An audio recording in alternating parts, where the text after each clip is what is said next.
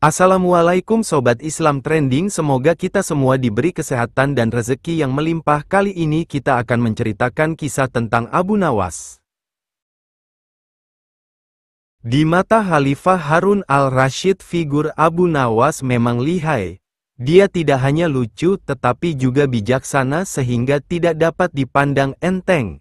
Di satu pihak hal itu sangat membanggakan Khalifah, tetapi di lain pihak, sangat menjengkelkannya, karena ia suka kurang ajar dan tidak tahu diri. Oleh karena itu Baginda tidak pernah berhenti memeras otak untuk dapat membalas Abu Nawas.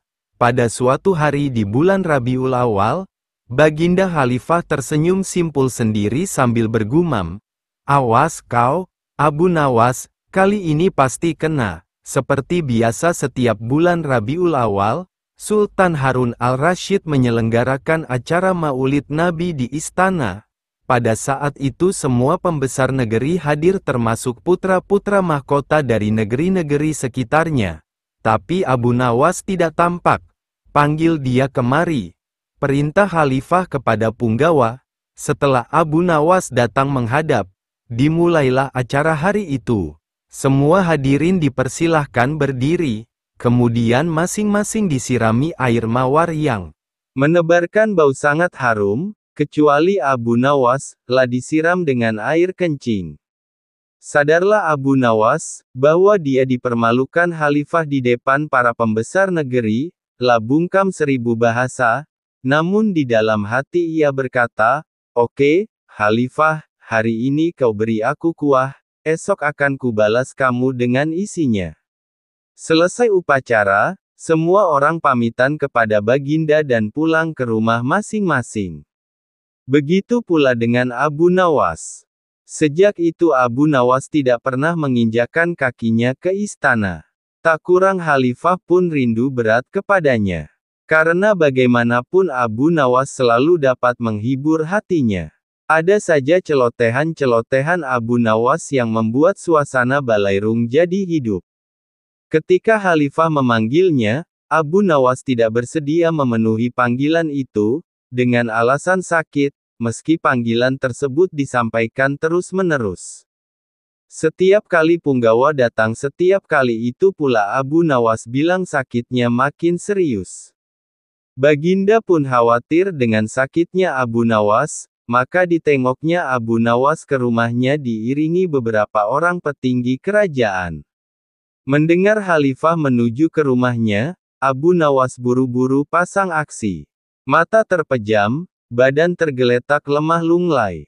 Namun sebelum itu ia telah menyuruh istrinya menyiapkan obat makjun, ramuan obat yang dibuat seperti dodol bulat, dan 2 butir di antaranya dibubuhi tinja. Abu Nawas menelan sebutir obat itu ketika Baginda sudah sampai di depannya. "Hai Abu Nawas, apa yang kamu telan itu?" tanya Khalifah. "Inilah yang disebut obat makjun," jawab Abu Nawas masih dalam posisi telentang. "Resepnya hamba peroleh tadi malam lewat mimpi. Seorang tua menghadap hamba dan berpesan agar obat makjun ini hamba telan 2 butir, niscaya sembuh." Setelah Abu Nawas menelan sebutir lagi dan tampak badannya segar layaknya orang sembuh dari sakit. "Kalau begitu aku juga mau makan obat makjun itu," kata Khalifah. "Baiklah, tuanku," kata Abu Nawas. "Bila Paduka akan menelan obat ini, hendaklah berbaring seperti hamba sekarang ini, tidak boleh sambil duduk, apalagi dengan berdiri." Maka Baginda pun berbaring. "Pejamkan mata tuanku," kata Abu Nawas. Begitu mata Sultan terpejam, Abu Nawas cepat-cepat memasukkan butiran makjun itu ke mulut Khalifah. Tiba-tiba Khalifah bangkit karena obat itu menyangkut di batang tenggorokannya. Sambil membelalakkan matanya, Sultan berkata keras-keras, "Hai, Abu Nawas, kamu beri aku makan tinja ya?" Maka Abu Nawas pun menghormat sambil berkata, "Dulu Baginda memberi hamba kuahnya, sekarang hamba memberi Baginda isinya. Jikalau Baginda tidak memberi hamba uang 100 dinar, kejadian ini akan hamba ceritakan kepada halayak ramai." "Diam kamu, jangan ngomong kepada siapa-siapa," nanti ku beri kau uang 100 dinar, kata Khalifah. Setelah itu Khalifah dan semua pengiringnya kembali ke istana, menyiapkan pundi-pundi. Hakim bertobat berkat hadiah ini tentang kisah Abu Nawas yang memberikan hadiah kepada hakim yang nakal, bukannya malah melaporkannya ke atasan. Abu Nawas punya cara yang unik dalam memberikan pelajaran kepada para hakim nakal. Bukan dengan melaporkannya langsung kepada sang raja, tetapi Abu Nawas bahkan memberinya hadiah. Akan tetapi justru dengan hadiah itu sang hakim menjadi sadar akan perbuatan zalimnya. Ini kisahnya, pada suatu waktu kerajaan yang dipimpin oleh Raja Harun al-Rasyid ini mengalami krisis keadilan. Banyak hakim yang adil meninggal dunia dan raja salah dalam menunjuk orang sebagai hakim pengganti. Akibatnya hakim pengganti itu tidak mampu menjawab kebutuhan masyarakat atas keadilan. Para hakim pengganti itu berlaku menyimpang dan sama sekali tidak mengetahui hukum-hukum agama, sehingga tidak aneh jika kemudian muncul berbagai kebobrokan dan penyimpangan hukum yang dilakukan para hakim. Tiadanya keadilan dan kebenaran, semakin meluasnya korupsi dan penyalahgunaan hukum seperti telah menjadi hal yang biasa. Dalam kekuasaan tiran, ucapan penguasalah yang menjadi hukum dan kepentingan pribadi di atas segala-galanya. Dalam hal ini Abu Nawas turut prihatin. Dia pun lantas berinisiatif menyadarkan para hakim itu dengan caranya sendiri. Pada suatu hari Abu Nawas mendatangi seorang hakim untuk mengurus suatu perjanjian, namun hakim di kotanya selalu mengatakan tidak punya waktu untuk menandatangani perjanjian itu. Keadaan ini terus berlangsung seperti itu sehingga Abu Nawas menyimpulkan bahwa si hakim minta disogok, disuap, akan tetapi Abu Nawas mengetahui bahwa menyuap adalah hal yang diharamkan oleh agama. Maka Abu Nawas pun memutuskan untuk melemparkan keputusan pada si hakim sendiri. Abu Nawas menyiapkan sebuah gentong. Gentong itu diisi dengan kotoran sapi hingga hampir penuh.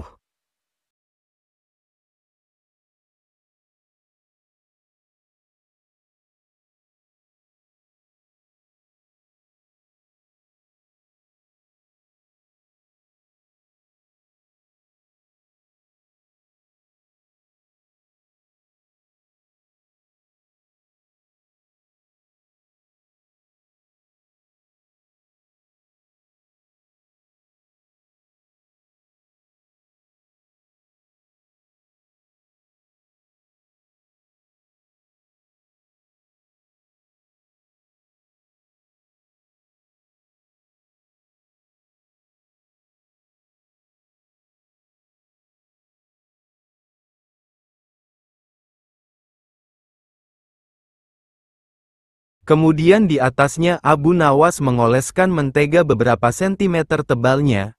Gentong itu dibawanya ke hadapan Pak Hakim.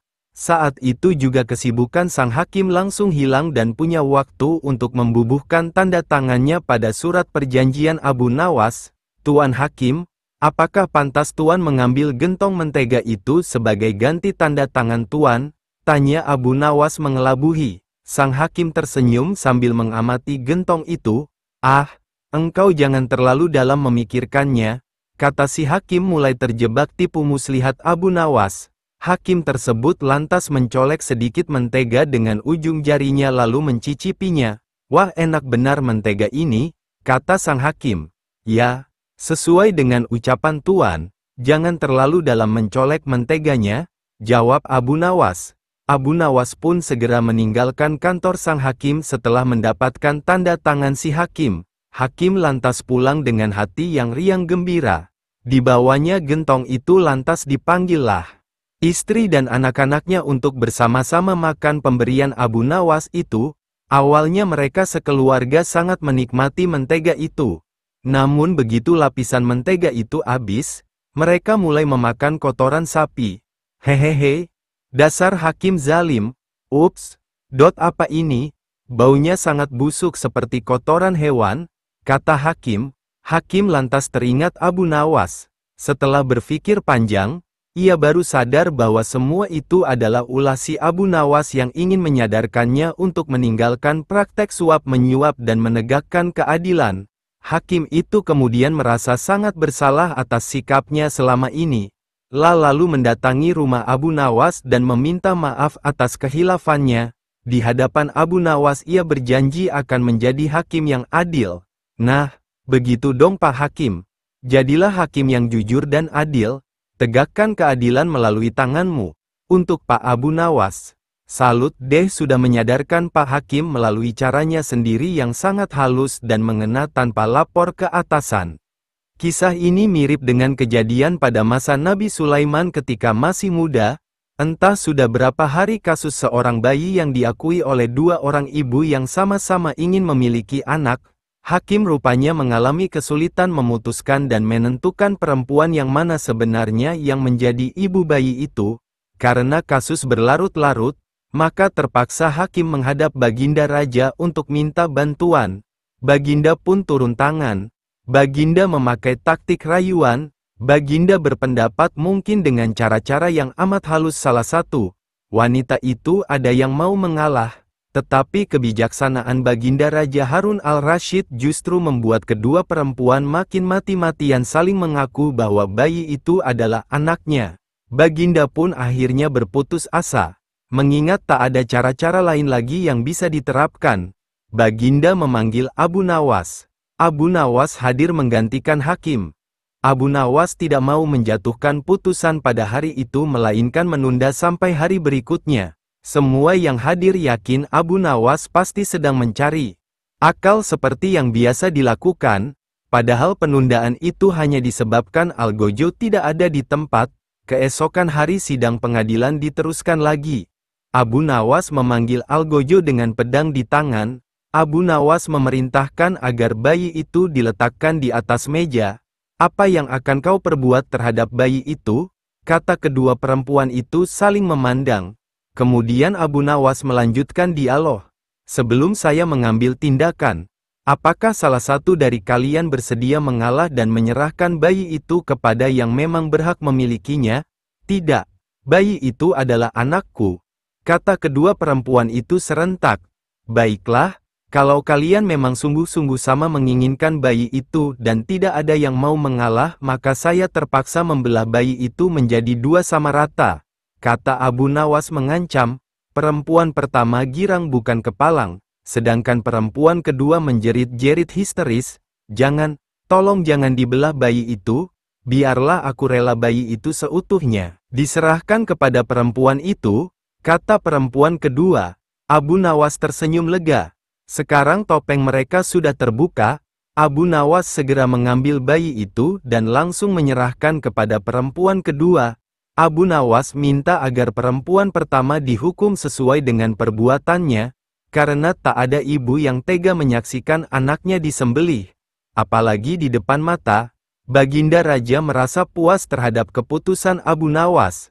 Dan sebagai rasa terima kasih, Baginda menawari Abu Nawas menjadi penasehat hakim kerajaan. Tetapi Abu Nawas menolak. Lebih senang menjadi rakyat biasa. Antara sahabat dan keyakinan, Abu Nawas, kata Baginda Raja Harun al-Rashid, daulat paduka yang mulia, jawab Abu Nawas. Aku akan berterus terang kepadamu bahwa kali ini engkau aku panggil bukan untuk kupermainkan atau aku perangkap. Tetapi aku benar-benar memerlukan bantuanmu. Kata Baginda, apakah gerangan yang bisa hamba lakukan untuk paduka? Tanya Abu Nawas. Pertanyaan Baginda, ketahuilah bahwa beberapa hari yang lalu aku mendapat kunjungan dari negeri sahabat. Kebetulan rajanya beragama Yahudi. Raja itu adalah sahabat karibku hingga begitu berjumpa denganku. Dia langsung mengucapkan salam secara Islam. Aku tidak menduga sama sekali. Tanpa pikir panjang aku membalas salamnya sesuai dengan ajaran agama kita, yaitu kalau mendapat salam dari orang yang tidak beragama Islam hendaklah engkau jawab dengan wassalamualaikum. Kecelakaan bagi kamu. Tentu saja dia merasa tersinggung. Dia menanyakan mengapa aku tega membalas salamnya yang penuh doa keselamatan dengan jawaban yang mengandung kecelakaan. Saat itu sungguh aku tak bisa berkata apa-apa selain diam. Pertemuanku dengan dia selanjutnya tidak berjalan sebagaimana mestinya. Aku berusaha menjelaskan bahwa aku hanya melaksanakan apa yang dianjurkan oleh ajaran Islam. Akan tetapi dia tidak bisa menerima penjelasanku. Aku merasakan bahwa pandangannya terhadap Islam tidak semakin baik, tetapi sebaliknya. Namun bila engkau mempunyai alasan lain yang bisa aku terima, kita akan tetap bersahabat. Begitu kata sahabat karibku itu. Kalau hanya itu persoalannya, mungkin hamba bisa memberikan alasan yang dikehendaki Raja Sahabat Paduka itu yang mulia, kata Abu Nawas meyakinkan Baginda. Mendengar kesanggupan Abu Nawas, Baginda amat riang dan Raja pun berulang-ulang menepuk pundak Baginda. Wajah Baginda yang semula gundah gulana seketika itu berubah cerah. Cepat katakan wahai Abu Nawas, jangan biarkan aku menunggu, kata Baginda tak sabar. Jawaban Abu Nawas, Baginda yang mulia, memang sepantasnya lah kalau Raja Yahudi itu menghaturkan ucapan salam keselamatan dan kesejahteraan kepada Baginda. Karena ajaran Islam memang menuju keselamatan dari siksa api neraka dan kesejahteraan menuju surga. Bukankah Islam mengajarkan tauhid yang berarti tidak menyekutukan Allah, juga termasuk tidak menganggap Allah mempunyai anak? Nah, ajaran tauhid ini tidak dimiliki oleh agama-agama lain termasuk agama yang dianut Raja Yahudi Sahabat Paduka itu. Ajaran agama Yahudi menganggap Uzair adalah anak Allah, Maha Suci Allah dengan anggapan itu dan tidak pantas Allah mempunyai anak. Sedangkan orang Islam membalas salam dengan ucapan wassalamualaikum, kecelakaan bagi kamu, bukan berarti mendoakan agar kamu celaka. Akan tetapi semata-mata karena ketulusan dan kejujuran Islam yang masih bersedia memperingatkan orang lain atas kecelakaan yang akan menimpa bila mereka tetap berpegang teguh pada keyakinan yang keliru. Seketika itu juga kegundahan Baginda Raja Harun al-Rashid sirna. Kali ini saking gembiranya, Baginda menawarkan agar Abu Nawas memilih sendiri hadiah apa yang disukai.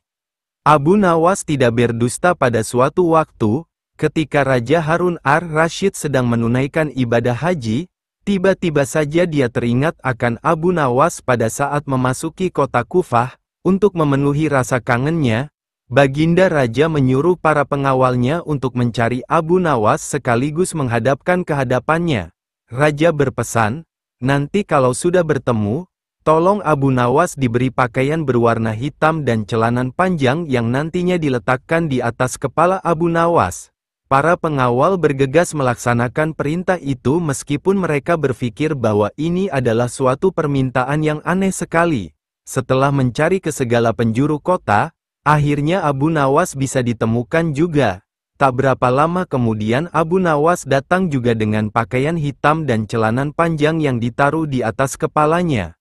Setelah ada di hadapan raja, Abu Nawas berkata, "Wahai Baginda, Amirul Mukminin, aku memohon kepada Allah SWT semoga Allah memberikan rezeki dan melapangkan anugerahnya kepada tuanku," kata Abu Nawas.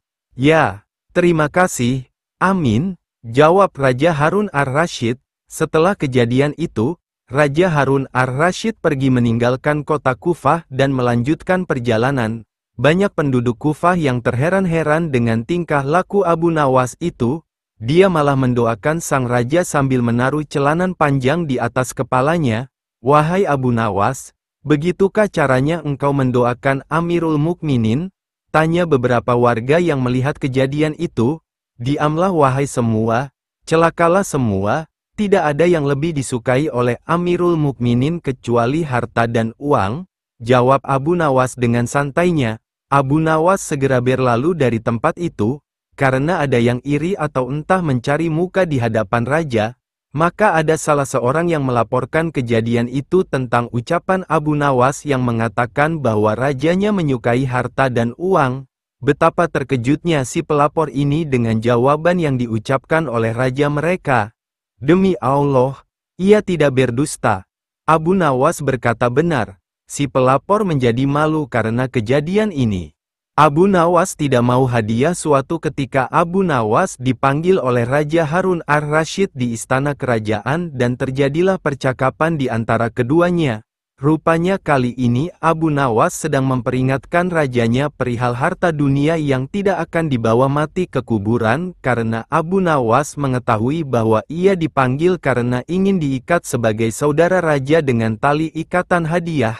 Sesampainya di istana kerajaan, Abu Nawas dengan santainya menegur langsung kepada Raja Harun tanpa basa-basi terlebih dahulu. "Wahai Amirul Mukminin, bagaimana nanti jika Allah menghadapkan Anda di hadapannya, lalu meminta pertanggungjawaban Anda tentang lalat hitam, burung kenari dan kulit ari?" kata Abu Nawas kepada Raja Harun.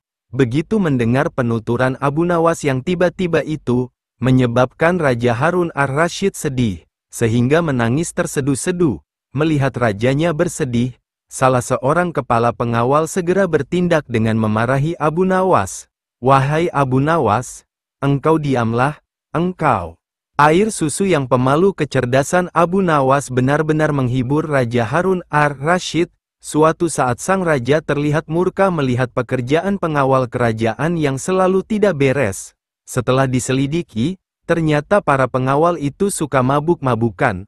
"Wahai pengawalku semua, sudah sering aku peringatkan agar engkau jangan mabuk-mabukan," ujar Raja Harun. Para pengawal kerajaan terlihat begitu gemetar. Mereka tak berani menatap mata rajanya. Kepala mereka tertunduk sebagai pengakuan rasa bersalah. "Ceritakan kepadaku, dari mana kalian mendapatkan arak-arak itu?" tanya raja. Untuk beberapa saat, para pengawal tak mau mengaku juga. Namun, ketika Raja Harun membentak, akhirnya mereka mengaku juga. "Abu Nawas yang membawa arak-arak itu ke istana, kami juga diajari mabuk-mabukan olehnya," ujar salah seorang pengawal. "Jika demikian, cepat bawa Abu Nawas ke hadapanku. Kalau tidak, kalian semua harus menerima hukuman dariku," ujar Raja Harun. Keesokan harinya berangkatlah beberapa pengawal kerajaan ke rumah Abu Nawas. Sesampainya di rumah sederhana Abu Nawas, mereka kemudian memberitahukan maksudnya. "Bawalah botol ini ke hadapan raja dan katakan semua ini atas perintahku," ujar salah satu pemimpin pengawal itu. "Tunggu dulu, dengan minuman arak ini, aku pasti akan dihukum oleh raja," kata Abu Nawas. "Benar, tapi jika engkau berhasil lolos dari hukuman raja, aku akan memberimu sejumlah dinar," ucap pengawal itu. "Lalu apa keuntunganmu dengan memberiku sejumlah dinar?" tanya Abu Nawas. "Jika engkau lolos dari hukuman raja, maka kami semua juga akan lolos. Gunakanlah kecerdasanmu untuk mengelabuhi raja," jawab pengawal itu. Akhirnya Abu Nawas bersedia menerima tugas itu. Dengan memegang sebotol arak berwarna merah, ia menemui Raja Harun. "Wahai Abu Nawas, apa yang engkau pegang itu?" tanya Raja Harun. Dengan gugup Abu Nawas menjawab, "Ini susu baginda, rasanya enak sekali," jawab Abu Nawas sekenanya. "Bagaimana mungkin air susu berwarna merah? Biasanya susu kan berwarna putih bersih," kata Raja Harun keheranan sambil mengambil botol yang dipegang Abu Nawas. "Betul baginda, semula air susu ini berwarna putih bersih. Saat melihat baginda yang gagah rupawan, ia tersipu-sipu malu, dan menjadi merah merona," jawab Abu Nawas yang mencoba mengambil hati Raja Harun. Mendengar jawaban Abu Nawas, baginda pun tertawa dan meninggalkannya sambil geleng-geleng kepala. Raja Harun sebenarnya tahu bahwa yang di dalam botol itu adalah arak. Namun karena penyampaian Abu Nawas yang membanggakan hati, ia tidak memberikan hukuman kepada Abu Nawas. "Baiklah, untuk kalian semua aku maafkan. Akan tetapi jika kalian ulangi lagi, maka hukumannya akan berlipat ganda," titah sang raja. Akhirnya Raja Harun ar-Rasyid juga memberikan ampunan kepada para pengawal. Abu Nawas juga mendapatkan hadiah sejumlah beberapa dinar dari para pengawal, karena telah berhasil melaksanakan misinya. Nah, demikian sedikit hiburan cerita Abu Nawas. Abu Nawas dan pukulan yang menjadi dinar. Pada suatu hari Abu Nawas menghadap ke istana. La pun bercakap-cakap dengan Sultan dengan riang gembira. Tiba-tiba terlintas dalam pikiran di benak Sultan, "Bukankah ibu si Abu Nawas ini sudah meninggal? Aku ingin mencoba kepandaiannya sekali lagi." Aku ingin menyuruh dia membawa ibunya ke istanaku ini. Kalau berhasil akan aku beri hadiah 100 dinar. Hai, Abu Nawas, titah Sultan, besok bawalah ibumu ke istanaku, nanti aku beri engkau hadiah 100 dinar. Abu Nawas kaget, bukankah beliau sudah tahu kalau ibuku sudah meninggal? Tapi mengapa beliau memerintahkan itu, pikirnya, namun dasar Abu Nawas, ia menyanggupi perintah itu. Baiklah, tuanku, esok pagi hamba akan bawa ibu hamba menghadap kemari, jawabnya mantap. Setelah itu ia pun mohon diri. Sesampai di rumah, setelah makan dan minum, ia pergi lagi. Dijelajahinya sudut-sudut negeri itu, menyusuri jalan, lorong dan kampung, untuk mencari seorang perempuan tua yang akan dijadikan sebagai ibu angkat. Rupanya tidak mudah menemukan sesosok perempuan tua. Setelah memeras tenaga mengayun langkah ke sana kemari hingga jontor, barulah ia menemukan yang dicari. Perempuan itu adalah seorang pedagang kue apem di pinggir jalan yang sedang memasak kue-kue dagangannya. Dihampirinya perempuan tua itu. Hai, ibu, bersediakah engkau kujadikan ibu angkat? Kata Abu Nawas. Kenapa engkau berkata demikian? Tanya si ibu tua itu.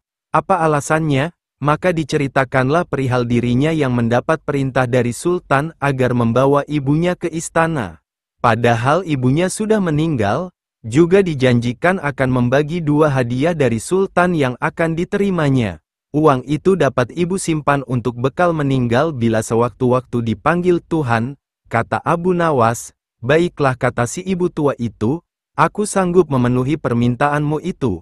Setelah itu Abu Nawas menyerahkan sebuah tasbih dengan pesan agar terus menghitung biji tasbih itu meskipun di depan Sultan, dan jangan menjawab pertanyaan yang diajukan.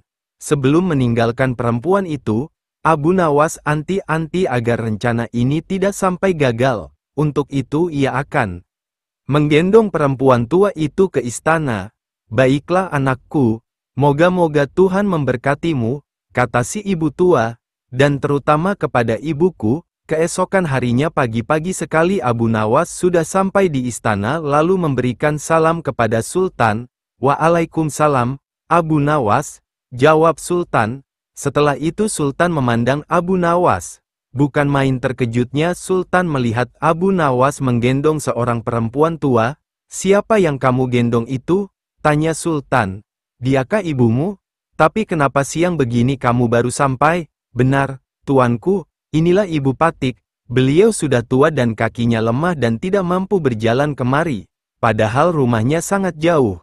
Itu sebabnya Patik gendong ibu kemari, kata Abu Nawas sambil mendudukkan ibu tua di hadapan Sultan. Setelah duduk ibu tua itu pun memegang tasbih dan segera menghitung biji tasbih tanpa henti meski Sultan mengajukan beberapa pertanyaan kepadanya. Tentu saja Sultan tersinggung. Ibumu sangat tidak sopan. Lagi pula apa yang dikatakannya itu sampai tidak mau berhenti. Sembah Abu Nawas, ya tuanku Syah Alam. Suami ibu Patik ini 99 banyaknya. Beliau sengaja menghafal nama-nama mereka satu persatu, dan tidak akan berhenti sebelum selesai semuanya. Demi mendengar ucapan Abu Nawas tadi perempuan tua itu pun melempar tasbih dan bersembah datang kepada Sultan. Ya tuanku Syah Alam, katanya, adapun Patik ini dari muda sampai tua begini hanya seorang suami hamba. Apabila sekarang ini berada di hadapan tuanku, itu adalah atas permintaan Abu Nawas. Dia berpesan agar Patik menghitung-hitung biji tasbih dan tidak menjawab pertanyaan tuanku. Nanti Abu Nawas akan membagi 2 hadiah yang akan diterimanya dari tuanku. Begitu mendengar ucapan perempuan tua itu Sultan tertawa dan menyuruh memukul Abu Nawas 100 kali. Ketika perintah itu akan dilaksanakan, Abu Nawas minta izin untuk dipertemukan dengan Sultan. Ya tuanku, hukuman apakah yang akan tuanku jatuhkan kepada hamba ini? Karena engkau berjanji kepadaku akan membawa ibumu kemari, aku pun berjanji akan memberi hadiah uang 100 dinar. Tapi karena kamu tidak bisa memenuhi janjimu, dapatlah engkau 100 kali pukulanku, kata Sultan. Ya tuanku, Syah Alam, kata Abu Nawas, Patik berjanji dengan perempuan tua ini akan membagi 2 hadiah Fang akan Tuanku berikan kepada hamba. Tetapi karena sekarang hamba mendapat dera, hadiah itu juga harus dibagi dua. Karena yang bersalah 2 orang, Patik terimalah hukuman itu, tetapi 50 seorang dengan perempuan tua ini, dalam hati Sultan bergumam, jangankan dipukul 50 kali, dipukul sekali saja perempuan tua ini tidak akan mampu berdiri. Setelah itu Sultan memberi 50 dinar kepada perempuan tua itu sambil berpesan agar tidak cepat percaya kepada Abu Nawas bila lain kali menemuinya. Dengan sukacita diterimanya hadiah itu dan dipandangnya Abu Nawas, "Ya Tuanku Syah Alam, ampun beribu ampun, jika ibuku telah mendapat anugerah dari Paduka, tidak adil kiranya bila anaknya ini dilupakan begitu saja." Ya, terimalah pula bagianmu," ujar Baginda sambil tersenyum. Ini, semua orang tertawa dalam hati. Setelah Abu Nawas bermohon diri pulang ke rumah, demikian pula perempuan tua itu dan semua yang hadir di Balairung, dengan perasaan masing-masing. Abu Nawas menduduki singgasana raja. Kecerdikan akal dan pikiran Abu Nawas sudah tersebar di seluruh penjuru kerajaan yang dipimpin oleh Raja Harun ar-Rasyid. Bahkan raja sendiri pun mengakui kehebatan Abu Nawas hingga mengajaknya tinggal di istana. Raja Harun telah memberikan kebebasan kepada Abu Nawas untuk keluar masuk istana tanpa prosedur yang berbelit. Dengan hadirnya Abu Nawas di istana, maka raja dapat setiap saat meminta pertimbangan, pendapat kepada Abu Nawas dalam setiap keputusannya, sebagai penasehat kerajaan. Namun, tampaknya kali ini Abu Nawas mulai bosan tinggal di istana. Ia tidak terbiasa dengan hidup berfoya-foya. Meskipun semua yang diinginkan selalu tersedia, namun Abu Nawas memilih ingin tinggal di luar istana. Ia rindu sekali untuk menggarap sawah dan merawat hewan ternaknya. Dari sinilah kemudian muncul dalam pikiran Abu Nawas untuk keluar dari istana. Diputarlah otaknya untuk mencari alasan agar ia bisa keluar. Setelah semalaman dipikirkan, Abu Nawas menemukan cara jitu untuk keluar dari lingkungan istana. Pada keesokan harinya, ia sengaja bangun pagi-pagi sekali kemudian pergi ke ruang utama istana. Saat itu suasana masih sepi, hanya terdapat beberapa pengawal. Raja Harun sendiri masih terbaring di tempat tidurnya. Pada saat Abu Nawas itulah Abu Nawas mendekati singgasana raja dan mendudukinya. Tak hanya itu saja, Abu Nawas juga mengangkat kaki dan menyilangkan salah satu kakinya seolah-olah dialah rajanya. Melihat kejadian itu, beberapa pengawal kerajaan terpaksa menangkap Abu Nawas. Mereka menilai bahwa siapapun tidak berhak duduk di singgasana raja kecuali Raja Harun sendiri. Barang siapa yang menempati tahta raja, termasuk dalam kejahatan yang besar dan hukuman mati yang diberikan. Para pengawal menangkap Abu Nawas kemudian menyeretnya turun dari tahta dan memukulinya. Mendengar teriakan Abu Nawas yang kesakitan, raja menjadi terbangun dan menghampirinya. "Wahai pengawal, apa yang kalian lakukan?" tanya raja. "Ampun Baginda, Abu Nawas telah lancang. Duduk di singgasana Paduka, kami terpaksa menyeret dan memukulinya," jawab salah seorang pengawal. Sesaat setelah itu, Abu Nawas tiba-tiba saja menangis. Tangisannya sengaja ia buat kencang sekali sehingga banyak menyita perhatian penduduk istana lainnya. "Benarkah yang dikatakan pengawal itu wahai Abu Nawas?" kata Raja Harun. "Benar Paduka," jawab Abu Nawas. Raja sangat terkejut dengan penuturan Abu Nawas itu. Jika sesuai peraturan yang ada, Abu Nawas akan dikenai hukuman mati. Namun, Raja Harun tak sampai hati melaksanakannya mengingat begitu banyak jasa yang diberikan Abu Nawas kepada kerajaan. "Sudahlah, tak usah menangis. Jangan khawatir, aku tidak akan menghukummu. Cepat hapus air matamu," ucap sang raja. "Wahai Baginda, bukan pukulan mereka yang membuatku menangis. Aku menangis karena kasihan terhadap Paduka," kata Abu Nawas yang membuat raja tercengang oleh ucapan itu. "Engkau mengasihaniku?" tanya Raja Harun. "Mengapa engkau harus menangisiku?" kata raja lagi. Abu Nawas menjawab, "Wahai raja, aku cuma duduk di tahtamu sekali, tapi mereka telah memukuliku dengan begitu keras. Apalagi Paduka Paduka telah menduduki tahta selama 20 tahun, pukulan seperti apa yang akan Paduka terima? Aku menangis karena memikirkan nasib Paduka yang malang, jawab Abu Nawas. Jawaban itu membuat Raja tak bisa berbuat apa-apa. Lata menyangka Abu Nawas menjual harga dirinya di depan banyak pengawal. Oleh karena itu, Raja Harun hanya menghukum Abu Nawas untuk dikeluarkan dari istana. Baiklah jika demikian, mulai detik ini kamu harus keluar dari istanaku, kata Raja sedikit geram. Terima kasih Paduka. Memang itulah yang saya kehendaki, balas Abu Nawas sambil menyalami Raja Harun untuk kemudian pamit keluar dari istana. Abu Nawas lebih kaya dari Tuhan. Ini kisah tauladan dari sang cerdik Abu Nawas tentang betapa kayanya dia, dan bahkan lebih kaya dari Tuhan Allah SWT. Loh, kenapa sang Abu Nawas berkata demikian? Simak ceritanya. Pada suatu saat di negeri tempat tinggal Abu Nawas, diadakanlah pertemuan antar raja-raja dari negara tetangga. Sang Abu Nawas pun ikut pula dalam pertemuan itu karena dia adalah sebagai penasehat raja. Dalam pertemuan itu salah satu tema yang dibicarakan adalah mengenai kekayaan. Tak bisa dibayangkan raja-raja zaman dahulu memang kaya raya. Para raja saling bercerita mengenai kekayaan yang dimiliki termasuk istana dan yang akan dibangun setelah pertemuan itu usai. Ada raja yang memiliki kebun yang luas dengan hiasan permata, danau yang indah gemerlapan, kolam-kolam yang indah, gedung dan istana dan sebagainya. Semua orang yang mendengar penuturan raja-raja itu berdecak kagum kecuali Abu Nawas. Malah Abu Nawas berusaha mengingatkan dan menyadarkan mereka dari melimpahnya harta dunia yang fana ini. Sang Abu Nawas berkata kepada mereka, "Kalau harta aku melihat ke bawah tetapi kalau agama aku melihat ke atas." "Apa maksudnya itu?" tanya beberapa raja. "Kalau tentang harta maka lihatlah orang yang lebih miskin, niscaya engkau akan bersyukur. Karena dengan rasa syukur maka kalian akan memperoleh nikmat yang lebih banyak. Tapi kalau amal, maka lihatlah orang yang lebih bertakwa daripada kalian, niscaya kalian akan bertambah rajin untuk beribadah kepada Allah SWT." Jelas Abu Nawas. Mendengar penjelasan Abu Nawas tersebut, orang-orang mulai sadar akan apa yang telah mereka miliki dan mereka banggakan. Bahkan banyak dari mereka bahwa ucapan Abu Nawas itu adalah benar. Akan tetapi mereka tiba-tiba terkejut dengan pernyataan Abu Nawas. "Aku itu lebih kaya dari Tuhan," ucap Abu Nawas spontan.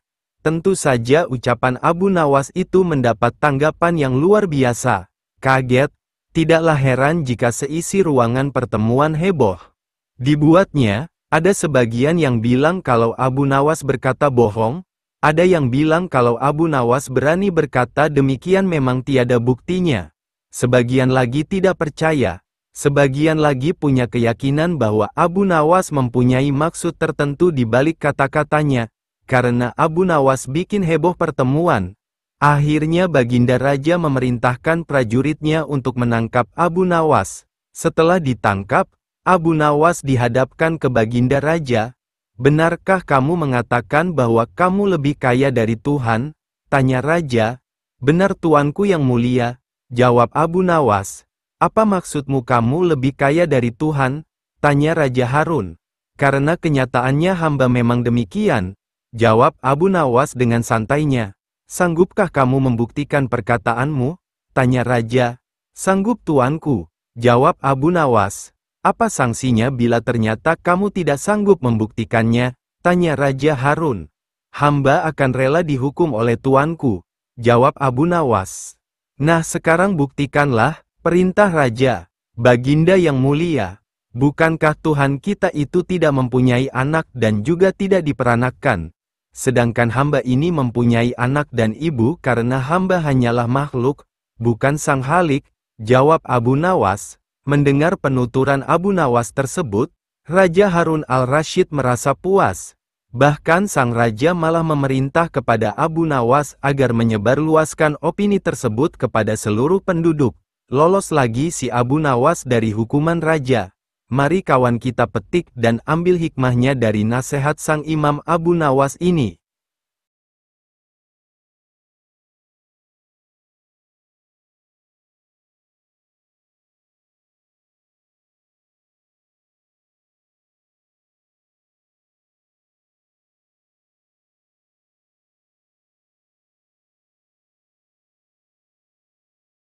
Pada suatu hari Baginda Raja Harun al-Rasyid memanggil Abu Nawas menghadap ke istananya. Setelah Abu Nawas tiba di istana dengan tersenyum, Baginda Raja menyambutnya dan kemudian berkata kepada Abu Nawas, "Wahai Abu Nawas, akhir-akhir ini perutku sering sakit. Tabibku mengatakan jika aku terkena gangguan angin. Mohon ampun Baginda, apa yang sudi kiranya yang dapat hamba bantu?" tanya Abu Nawas kepada Baginda Raja. Baginda lalu menjawab, "Aku menginginkan agar kamu dapat menangkap angin untuk dipenjarakan, karena ia telah berani menggangguku, dan aku memberimu waktu selama 3 hari untuk membawa angin ke hadapanku," kata Baginda kepada Abu Nawas. Abu Nawas kemudian pergi meninggalkan istana untuk melaksanakan titah Baginda Raja. Namun ia sangat kebingungan dan berpikir bagaimana ia bisa menangkap angin untuk dipenjarakan, sedang angin merupakan sesuatu yang tidak dapat dilihat oleh kasat mata. Kali ini sungguh aneh permintaan Baginda, tiada henti-hentinya menjebak dirinya.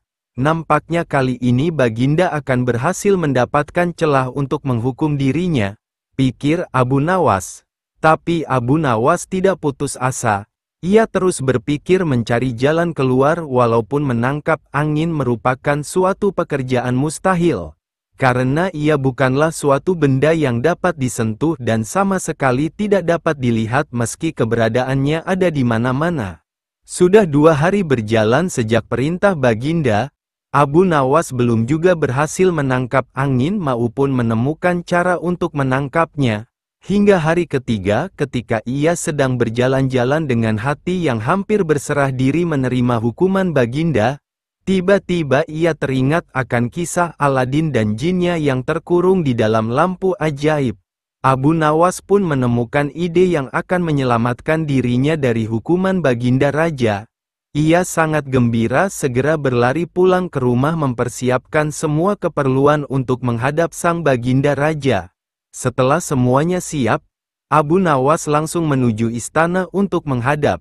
Di sana Baginda Raja telah menunggu ingin melihat hasil kerjanya. Baginda Raja langsung bertanya kepada Abu Nawas, "Wahai Abu Nawas, sudahkah engkau melaksanakan perintahku untuk menangkap dan memenjarakan angin?" "Sudah Baginda Raja," jawab Abu Nawas. "Coba perlihatkan. Aku sangat ingin melihat hasil kerjamu," kata Baginda. Abu Nawas kemudian menyerahkan sebuah botol kaca yang tertutup kepada Baginda Raja. "Di mana angin itu? Aku tidak melihat apa-apa di dalam sini," berkata Abu Nawas. "Ampun Yang Mulia Baginda Raja, angin tidaklah dapat dilihat dengan mata. Tetapi jika tuanku Baginda ingin mengetahui keberadaannya, maka bukalah penutup botol itu." Tanpa berpikir panjang, Baginda Raja langsung membuka penutup botol itu dan tiba-tiba ia mencium bau busuk yang keluar dari botol tersebut. Dengan nada yang marah Baginda bertanya kepada Abu Nawas, "Hai Abu Nawas, bau apa yang keluar dari sini?" Dengan nada ketakutan kemudian Abu Nawas menjawab, "Mohon ampun Baginda Raja. Tadi hamba juga mengalami gangguan angin pada perut hamba dan ketika ia hendak keluar maka hamba langsung memasukkannya ke dalam botol, agar ia tidak melarikan diri maka hamba segera memenjarakannya dengan menyumbat mulut botol itu untuk menutupnya." Mendengar penjelasan Abu Nawas, Baginda tidak jadi memarahi dan menghukumnya meski beliau telah diberi kentut oleh Abu Nawas. Karena alasan yang diberikan cukup masuk akal untuk sebuah pekerjaan aneh. Abu Nawas kemudian pergi meninggalkan istana dengan hati gembira, karena ia lelah lolos dari jebakan dan hukuman Baginda Raja. Abu Nawas dan menteri bertelur pada suatu hari Sultan Harun al-Rasyid memanggil 10 orang menterinya, "Kalian tahu di depan istana ini ada sebuah kolam. Aku akan memberikan masing-masing sebutir telur kepada kalian, menyelamlah kalian ke dalam kolam itu dan kemudian serahkanlah telur-telur itu kepadaku apabila kamu muncul ke permukaan, aku ingin tahu kepandaian Abu Nawas." Kemudian Sultan menyuruh memanggil Abu Nawas ke istananya. Kepada Abu Nawas dan ke-10 orang menterinya itu Sultan bertitah, "Kamu sekalian aku perintahkan turun ke dalam kolam itu, menyelam, dan apabila muncul ke permukaan serahkanlah kepadaku sebutir telur ayam, barang siapa tidak menyerahkan telur, niscaya mendapat hukuman dariku." "Mencari telur di dalam air," pikir Abu Nawas, sambil memandang kepada menteri-menteri itu. Mereka tampak takzim dan siap melaksanakan perintah. "Adakah ayam betina di dalam kolam itu?" Hari pun malamlah, keesokan harinya. Pagi-pagi benar, menteri-menteri itu menyelam ke dalam kolam, dan ketika muncul dari dalam kolam, masing-masing membawa sebutir telur dan menyerahkan kepada Sultan. Abu Nawas tidak kunjung muncul di permukaan kolam, ia berenang ke sana kemari mencari telur. Dikoreknya dinding kolam, namun tak juga ditemukannya. Setelah capek mengitari dasar kolam, terpikir dalam benaknya bahwa ia dianiaya oleh Sultan. Maka ia pun berdoa kepada Tuhan mohon keselamatan. Keluarlah ia dari kolam dan naik ke darat. Di depan Sultan ia berkokok-kokok dan berjalan laksana seekor ayam jantan. "Hai, Abu Nawas, mana janjimu?" kata Sultan. "Semua orang ini masing-masing telah menyerahkan sebutir telur kepadaku, hanya kamu yang tidak. Oleh karena itu kamu akan aku beri hukuman." Sembah Abu Nawas, "Ya Tuanku Syah Alam, yang mempunyai telur adalah ayam betina, hamba ini ayam jantan, membawa anak ayam jantan, lagi pula berkokok, telur hanya dapat dihasilkan oleh ayam betina. Jika ayam betina tidak berjantan, bagaimana ia akan dapat telur?" Demi mendengar alasan Abu Nawas, Sultan pun tidak dapat berkata apa-apa karena memang sangat tepat. Sultan dan semua menterinya hanya bisa garuk-garuk kepala yang tidak gatal. Di negeri Baghdad dahulu kala ada seorang menteri yang dikenal sangat jahat perangainya, sehingga ditakuti warganya, lah tidak bisa melihat perempuan cantik, terutama istri orang, pasti diambilnya. Apabila membeli suatu barang, ia tidak pernah mau membayar. Ihwal itu lama-kelamaan sampai juga ke telinga Abu Nawas sehingga membuat hatinya panas. Maka Abu Nawas pun pasang niat tidak akan meninggalkan daerah itu sebelum sang menteri menghembuskan nafas terakhir alias mati. Kemudian Abu Nawas berangkat ke tempat menteri itu tinggal dan sengaja menyewa rumah yang berdekatan untuk melakukan investigasi. Setelah beberapa hari bergaul dengan penduduk di situ, ia pun kenal dengan sang menteri dan bahkan bersahabat baik. Begitu baiknya pendekatan yang dilakukan sampai-sampai menteri itu tidak bisa mencium rencana busuk Abu Nawas. Abu Nawas boleh masuk dan keluar rumah itu dengan bebas, sehingga ia tidak menaruh curiga sama sekali kepadanya. Di dalam rumah itu Abu Nawas melihat sebuah tiang gantungan yang digunakan untuk menggantung orang-orang yang bersalah kepada menteri itu. Cara menggantungnya pun dengan cara yang sadis, yaitu kaki di atas dan kepala di bawah. Dalam posisi demikian, orang itu dipukuli sampai mati. Dengan demikian memang betul berita-berita yang aku dengar tentang menteri ini, pikir Abu Nawas. Nantikanlah, aku pasti akan membalas.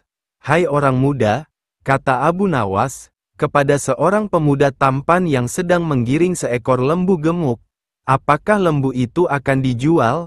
Pertemuan itu terjadi ketika Abu Nawas berjalan-jalan di sebuah sudut desa itu. Lembu ini tidak dijual, jawab si pemuda, karena ini warisan bapak hamba, lebih baik lembu itu dijual saja. Abu Nawas mencoba merayu, kalau laku dengan harga tinggi, kamu bisa berdagang sehingga uang itu menjadi banyak. Betul juga kata tuan, jawab si pemuda setelah berpikir sejenak. Namun untuk menjualnya hamba harus berkonsultasi dengan ibu di rumah. Kalau ibu setuju boleh tuan membelinya. Itu akan lebih baik, ujar Abu Nawas. Sementara anak muda itu pulang, Abu Nawas memeras otak, ia akan berusaha memanfaatkan ketampanan wajah anak muda itu untuk melaksanakan rencananya. Hai menteriku, tunggulah bagianmu kelak. kata Abu Nawas dalam hati dengan perasaan geram. Ibu setuju menjual lembu ini, kata pemuda itu kepada Abu Nawas, setelah keduanya bertemu lagi. Bagus, kata Abu Nawas, tetapi sebenarnya bukan aku yang akan membeli lembumu, melainkan menteri yang zalim itu.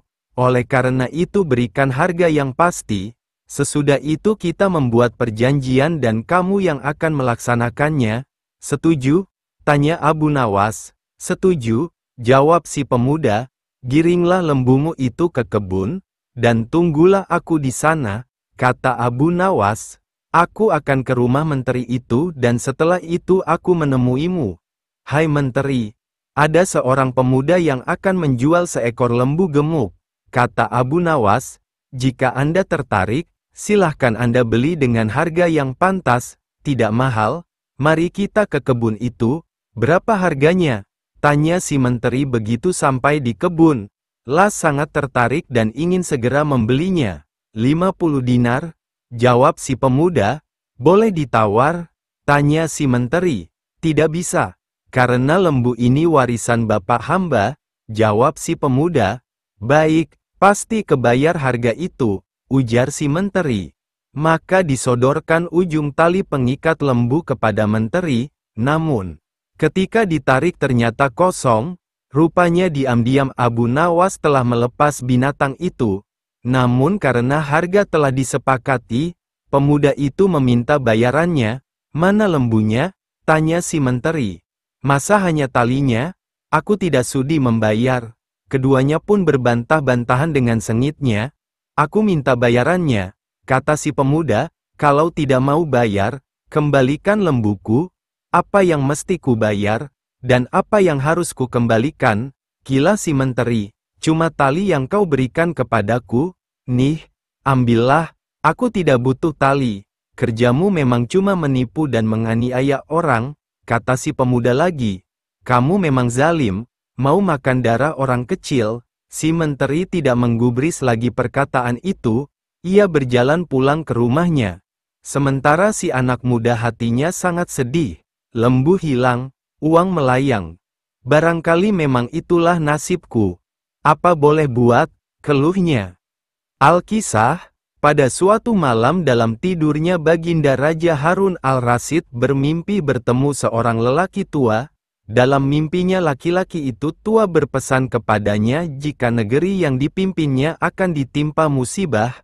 Oleh sebab itu, agar dapat menghindari bencana itu, ia harus mengusir seorang penduduk negerinya yang bernama Abu Nawas. Esoknya setelah ia terbangun Baginda Raja mulai gelisah hatinya mengingat mimpi yang dialami semalam. Ia kemudian memerintahkan kepada pesuruhnya untuk menghadirkan Abu Nawas ke istana. Tatkala Abu Nawas telah berada di istana, Baginda kemudian berkata kepada Abu Nawas, "Hai Abu Nawas, semalam aku bermimpi yang sangat aneh dan aku merasakan jika mimpi itu adalah suatu pertanda buruk bagi negeriku. Dalam mimpiku aku bertemu seorang laki-laki tua yang memakai pakaian serba putih. Ia mengatakan kepadaku jika negeri ini akan ditimpa bencana yang sangat besar. Agar itu tidak terjadi, ia berpesan agar aku mengusir seorang rakyatku dari negeri ini yang bernama Abu Nawas, dan ia juga mengatakan jika Abu Nawas itu ingin kembali maka hendaklah dia tidak berpijak di atas bumi atau mengendarai tunggangan apapun, tapi jika ia tidak bisa melakukan seperti itu maka ia tidak boleh lagi kembali ke negeri ini. Oleh sebab mimpi itu, maka aku yakin ada sebuah kesialan atas dirimu. Maka aku memutuskan untuk mengusirmu dari negeri ini," kata Baginda. Dengan perasaan yang berkecamuk setelah mendengarkan perintah Baginda Raja atas pengusiran dirinya, Abu Nawas kemudian meninggalkan istana dan kembali ke rumah. Ia menceritakan kepada istrinya tentang apa yang telah dititahkan Raja kepadanya. Istrinya merasa sangat sedih. Abu Nawas kemudian pergi meninggalkan keluarganya dengan bekal yang dibawa seadanya. Ketika dalam perjalanan ia terus memohon kepada Tuhan agar diberi petunjuk, ia pun terus memutar otaknya agar dapat keluar dari masalah itu. Abu Nawas terus berjalan tanpa tujuan yang pasti hingga ia berada di sebuah negeri. Selama beberapa hari di sana ia terus berpikir bagaimana cara ia kembali ke negeri Baghdad tanpa melanggar apa yang telah dipesankan raja kepadanya, yaitu tidak boleh menginjak bumi dan tidak pula mengendarai tunggangan apapun. Bukan Abu Nawas namanya jika ia memiliki keputusasaan. Abu Nawas tidak berputus asa atas apa yang telah menimpanya. Meskipun alasan yang membuat ia diusir sama sekali tidak masuk akal, ia menerimanya dengan ikhlas, selalu berdoa kepada Allah dan berpikir untuk bisa keluar dari setiap masalah yang menimpanya. Tibalah pada suatu hari ia merasa rindu berat kepada keluarganya di negeri Baghdad. Namun ia belum menemukan cara untuk kembali, hingga pada suatu hari lain tiba-tiba dia menemukan sebuah cara yang sangat masuk akal dan tidak membuatnya melanggar perintah raja.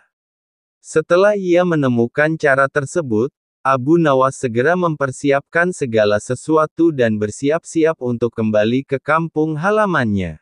Kabar kembalinya Abu Nawas mulai tersebar dalam negeri hingga ke telinga Baginda. Rakyat menyambut gembira kepulangan Abu Nawas karena kecintaan akan dirinya. Baginda Raja juga ikut senang, tapi dalam suasana yang berbeda. Jika rakyat senang karena mereka menyukai Abu Nawas, Baginda Raja senang karena kali ini ia dapat leluasa memberi hukuman kepada Abu Nawas. Baginda berpikir pasti mustahil Abu Nawas dapat kembali tanpa berpijak pada bumi atau menunggangi sesuatu. Tibalah Abu Nawas di istana dan menghadap Baginda Raja. Kehadirannya di istana membuat Baginda Raja sangat kaget ketika melihat Abu Nawas bergelantungan mengikat dirinya di bawah seekor keledai, dan kemudian Abu Nawas berkata kepada Baginda Raja, "Wahai Baginda Raja, bukankah engkau telah mengusirku dari negeri ini, dan melarangku kembali dengan berjalan memijak bumi dan tidak pula boleh menunggang apapun? Maka oleh sebab itu aku telah kembali dengan tidak memijak pada bumi dan tidak pula menunggung apapun, kecuali aku bergelantungan di bawah perut keledai." Melihat tingkah pola dan alasan yang diberikan Abu Nawas, Baginda Raja pun merasa masuk akal dan sangat memuaskan beliau. Akhirnya Abu Nawas bisa kembali ke keluarganya dan terbebas dari hukuman Baginda Raja. Pada suatu hari ayah Abu Nawas bernama Maulana yang sudah tua dan sakit parah, dan akhirnya meninggal dunia di istana.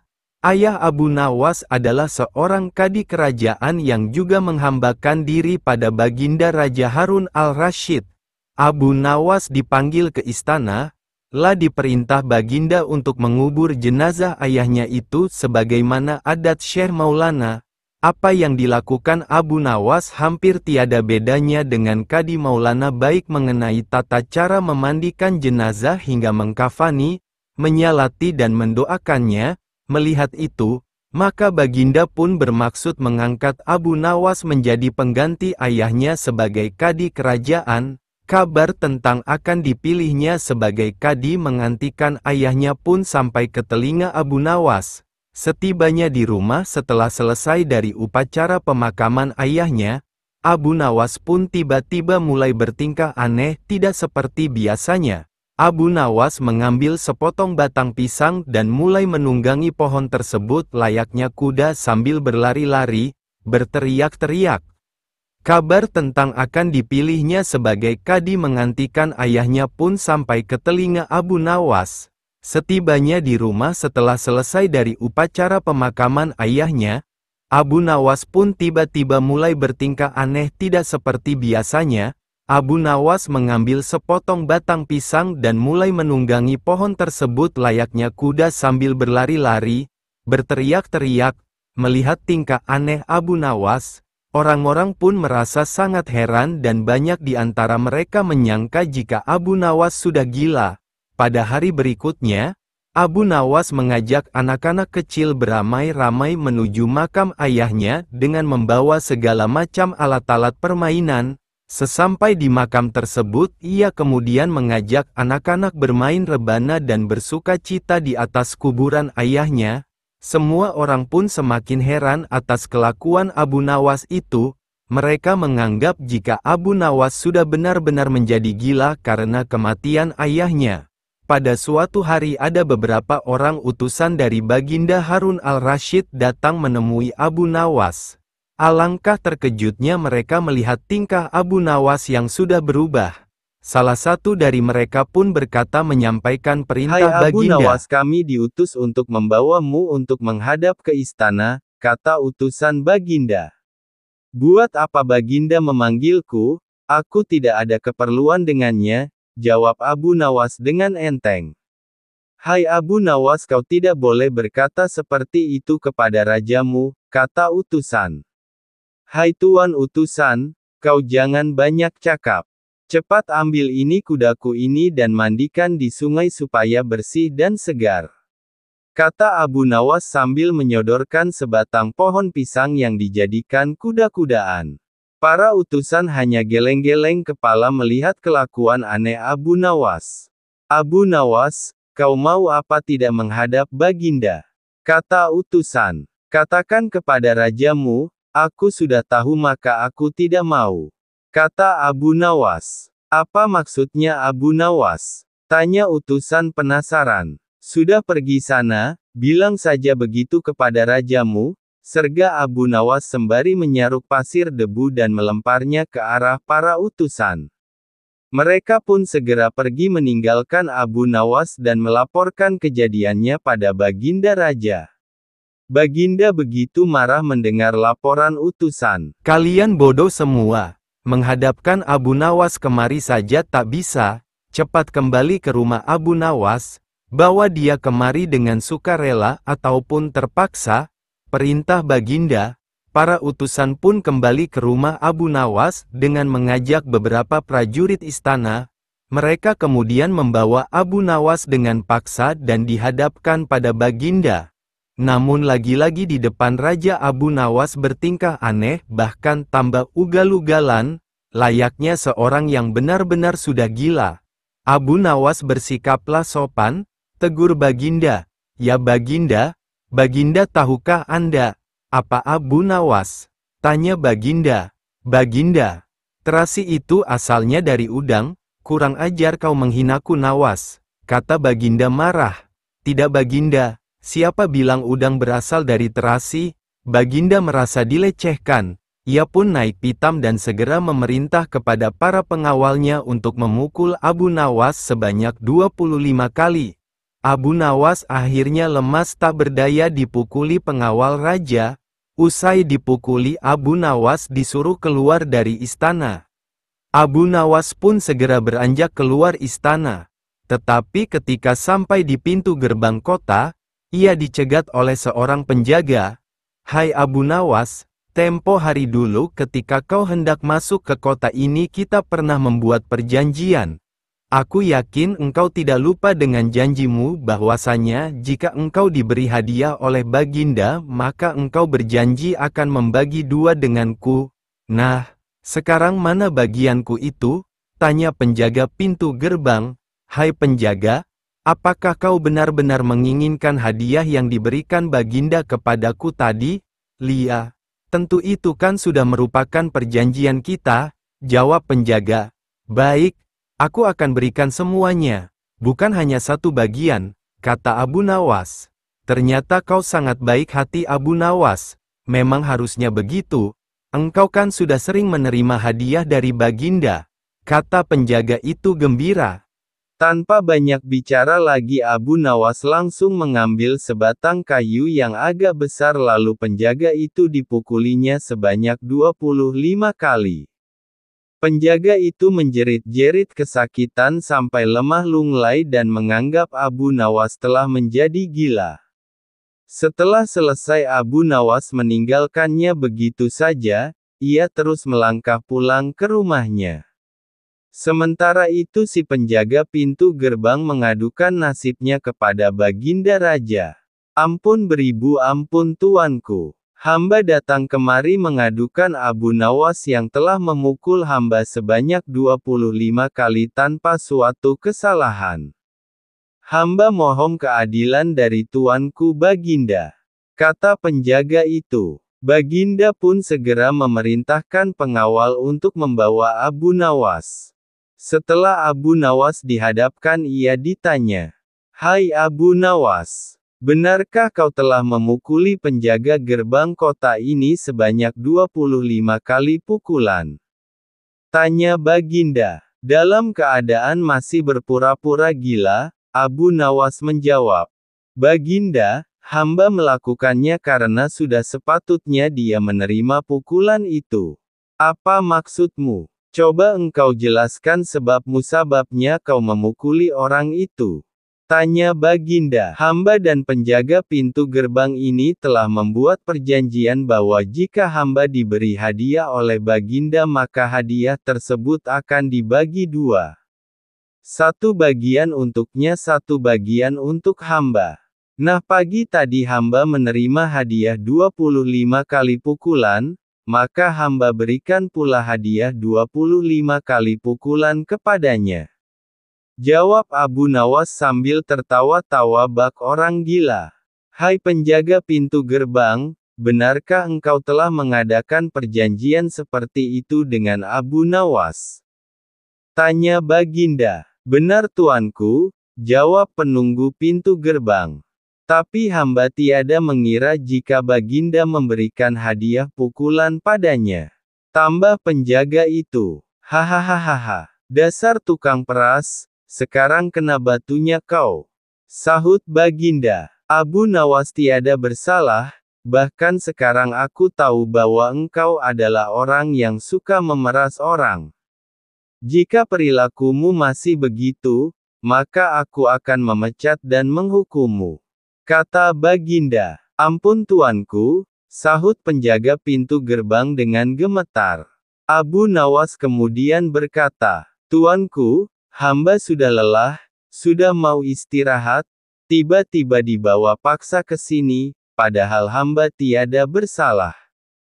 Hamba mohon ganti rugi, sebab jatah waktu istirahat hamba sudah hilang karena panggilan Baginda. Padahal besok hamba harus mencari nafkah." Sejenak Baginda melengak, terkejut atas protes Abu Nawas, namun tiba-tiba ia tertawa terbahak-bahak. "Hahaha, jangan khawatir Abu Nawas," kata Baginda. Baginda kemudian memberikan sekantong dinar kepada Abu Nawas. Abu Nawas pun pulang dengan hati gembira tapi tetap bertingkah seperti orang gila. Pada suatu hari Raja Harun al-Rasyid mengadakan rapat dengan para menterinya mengenai Abu Nawas yang rencananya akan diangkat menjadi kadi kerajaan. "Apa pendapat kalian mengenai Abu Nawas yang hendak kuangkat sebagai kadi?" tanya Baginda. Salah satu menteri berkata, "Melihat keadaan Abu Nawas yang semakin aneh tingkahnya, maka sebaiknya tuanku mengangkat orang lain saja menjadi kadi." Berkata menteri lain, "Tuanku, Abu Nawas telah menjadi gila karena itu dia tak layak menjadi kadi." Semua menteri memberikan pendapat yang sama. "Baiklah, kita tunggu dulu sampai 21 lagi, karena sekarang bapaknya baru saja meninggal dunia. Jika selama 21 hari lagi tidak sembuh-sembuh juga barulah kita akan memilih orang lain saja." Kata Baginda. Sebulan lebih waktu berjalan, namun Abu Nawas masih bertingkah gila, maka Baginda pun mengangkat orang lain menjadi kadi kerajaan. Konon kadi yang dipilih seseorang bernama Polan, tidak lain memang merupakan orang yang sangat berambisi untuk menjadi kadi. Karena Abu Nawas tidak jadi diangkat, si Polan pun mempengaruhi orang-orang di sekitar Baginda untuk memilih dan mengangkatnya menjadi kadi. Begitu mendengar jika kadi baru sudah diangkat, Abu Nawas pun kembali bersikap normal. Ia sangat bersyukur karena terlepas dari bala yang mengerikan. Akan tetapi ia sedikit menyesali karena ia mengetahui bahwa kadi yang dipilih memiliki perangai buruk. Mengapa Abu Nawas bersikap seperti orang gila? Ceritanya pada suatu hari ketika ayahnya Abu Nawas yang sudah tua dan mulai sakit parah, Abu Nawas dipanggil untuk menemui ayahnya tersebut, karena ayahnya ingin menyampaikan beberapa pesan padanya sebelum meninggal dunia. Berkata ayahnya, "Hai anakku, aku sudah hampir mati. Sekarang cobalah engkau cium telinga kanan dan telinga kiriku ini." Abu Nawas segera menuruti permintaan ayahnya, mencium telinga kanan bapaknya, ternyata mengeluarkan bau harum, sedangkan yang sebelah kiri mengeluarkan bau busuk. "Bagaimana anakku? Sudah kau cium? Ceritakan dengan sejujurnya, bau kedua telingaku ini," kata ayahnya. "Sungguh mengherankan, yang sebelah kanan berbau harum sekali. Tapi, yang sebelah kiri baunya amat busuk." Kata Abu Nawas heran. "Hai anakku Abu Nawas, tahukah apa sebabnya bisa terjadi begini?" Tanya ayahnya. "Wahai bapakku, cobalah ceritakan kepadaku," kata Abu Nawas. Ayahnya kemudian berkata, "Pada suatu hari datang dua orang mengadukan masalahnya kepadaku. Yang seorang aku dengarkan keluhannya.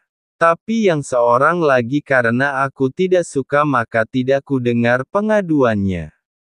Inilah resiko menjadi kadi penghulu.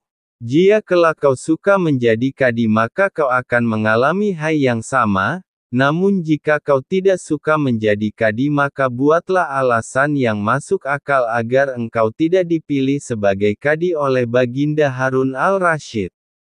Tapi tak bisa tidak Baginda pastilah akan tetap memilihmu sebagai kadi."